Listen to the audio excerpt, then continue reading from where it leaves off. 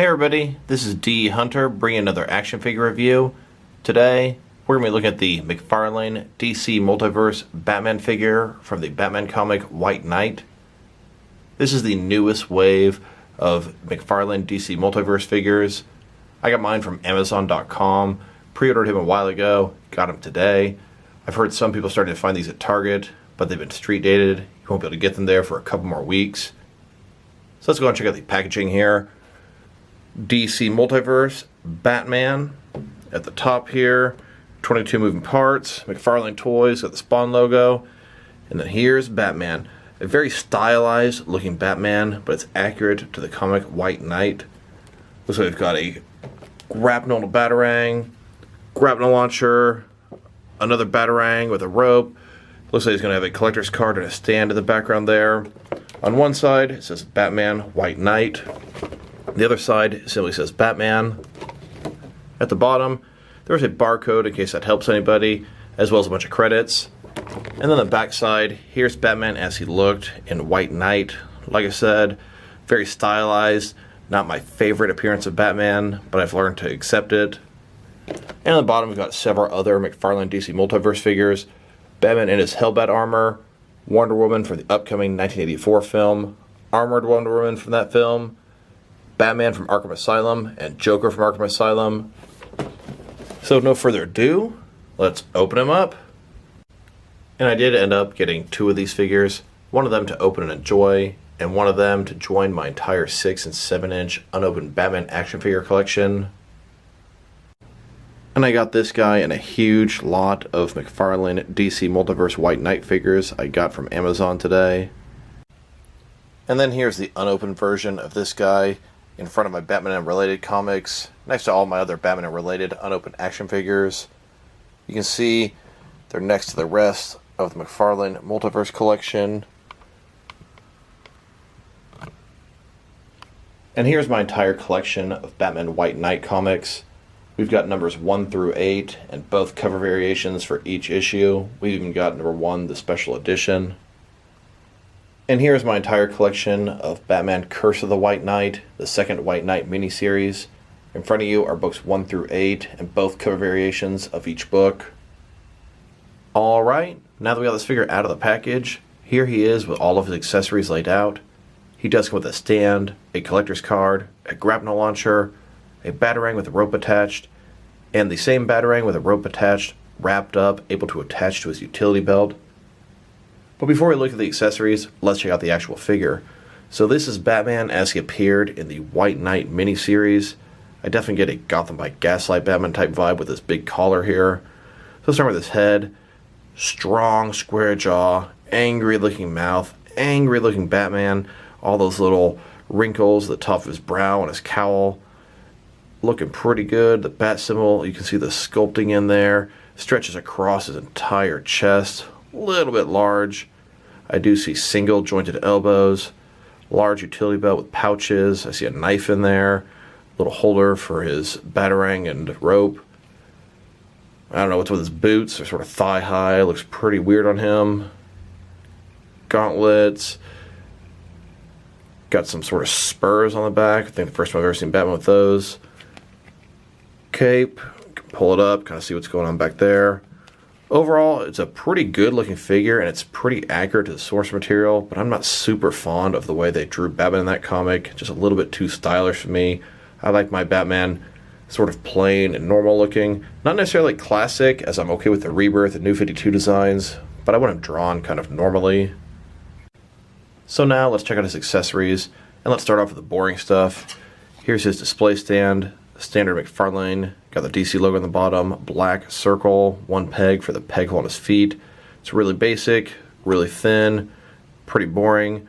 I'm not much of a stand guy. This is going to get set aside in a huge bin of stands. Now let's look at his collector's card. This is an image from Batman White Knight number 1. As you can see, here's the book down there. Now let's take a look at his grapnel launcher.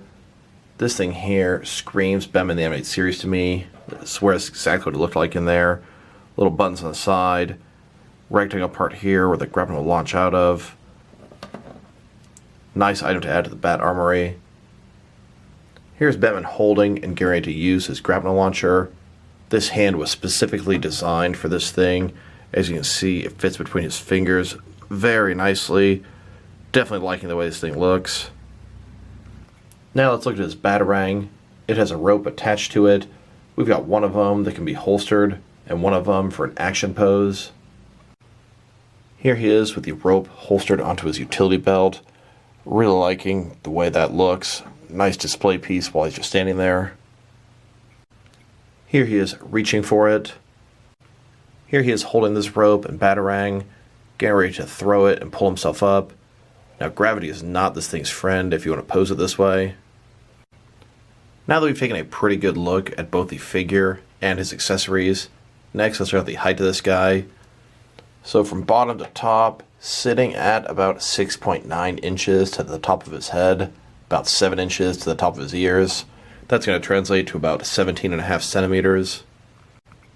Now let's check out his articulation, starting with his head. Of course, it can rotate from side to side.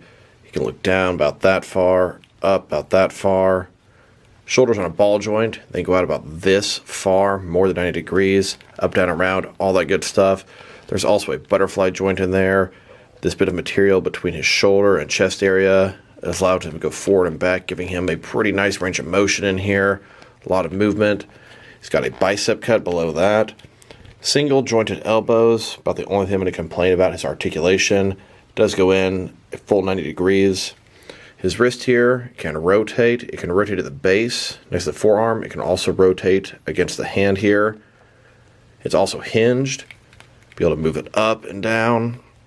Now if you wanted to change the way it's hinged, you can kind of hold the ball in place, rotate the hand, then it'll be hinged a little bit differently.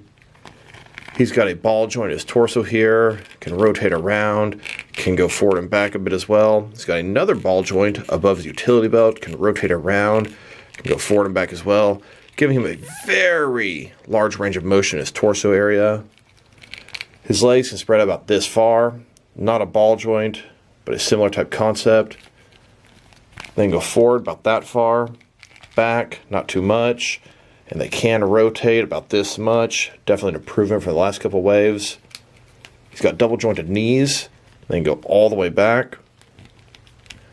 He's got a similar type of ball between his shin and foot as his wrist. It can rotate around.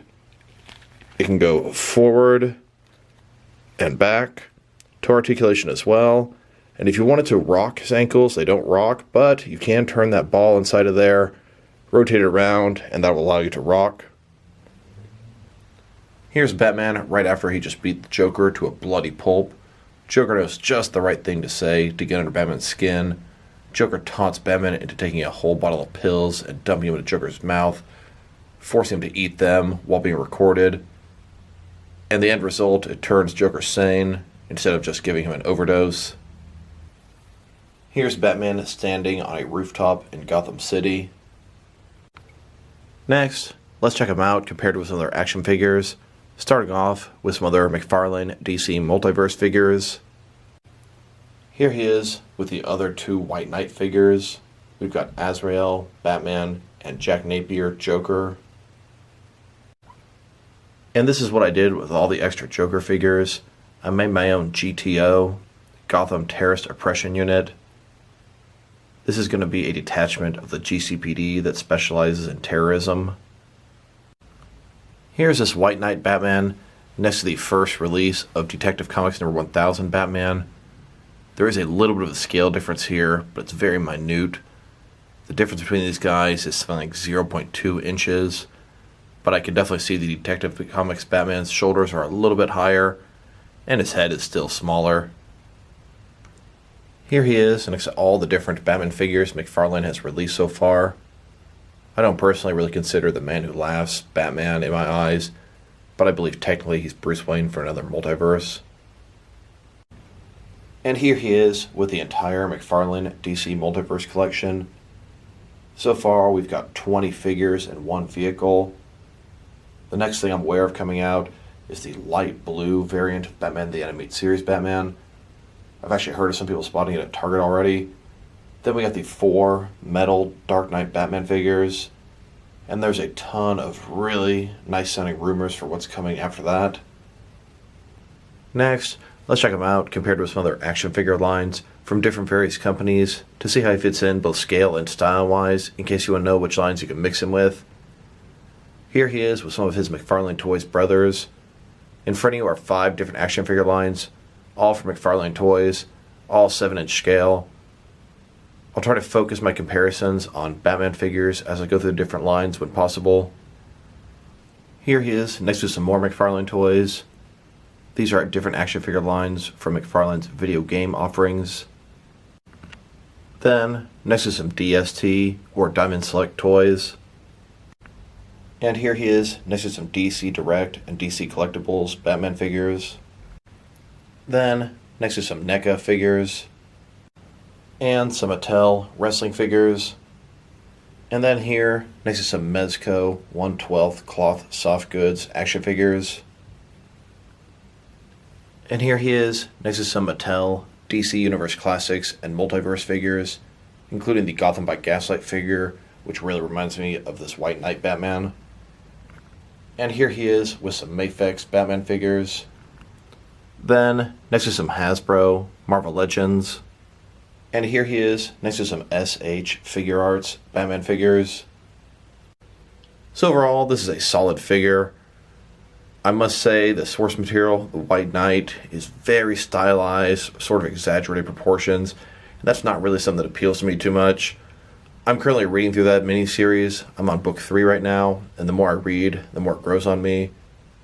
But I must say, I think they translated the comic source material to 3D action figure plastic very nicely. I actually think maybe I'm enjoying the figure more than the source material. Handling this guy, he moves very well. Absolutely no quality control issues, no stuck joints, everything great right out of the package. The accessories, they're decent, nice little bat gadgets. A couple things that I don't like about him. Single jointed elbows. McFarlane just does not like to give big, thick armed guys double jointed elbows for whatever reason. I'm not really feeling the boots either. But there's a lot I do like about him. He moves smooth even without those elbows. This guy can get pretty much most of the poses you want. Would have been nice if maybe he had an optional right hand to be able to hold one of his gadgets as well. So overall, if I had to rate this guy, I'd give him a good 7 out of 10. Nice solid Batman figure. I see some improvements from the first series as far as execution goes. This guy looks great, but personally I'm more into a standard Batman. So this is D Hunter. Thank you guys for watching this video. If you liked the video, press like below. If you have anything you want to say about the video, add to the comment section. If you want to see additional action figure reviews from me, press subscribe. I do appreciate you do that. Once again, this is D Hunter. Thank you guys for watching this video, and I'll talk to you guys real soon.